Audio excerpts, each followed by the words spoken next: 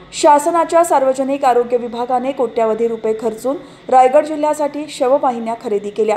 मात्र रायगड जिल्ह्यासाठी आलेल्या या शववाहिन्या सध्या जिल्हा परिषदेच्या कुंटेबागच्या आवारात मागील महिन्याभरापासून पडू आहेत।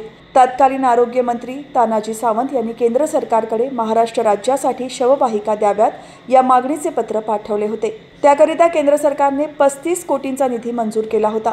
राज्य सरकारने आयशर कंपनीला शववाहिन्यांचे कंत्राट दिले होते। त्यानुसार आयशर कंपनीने 100 अत्याधुनिक शववाहिन्या तयार करून राज्य सरकारकडे सुपूर्द केल्या होत्या। महाराष्ट्र शासनाच्या आरोग्य विभागाकडून 5 शववाहिन्या रायगड जिल्हा परिषदेला देण्यात आल्या आहेत।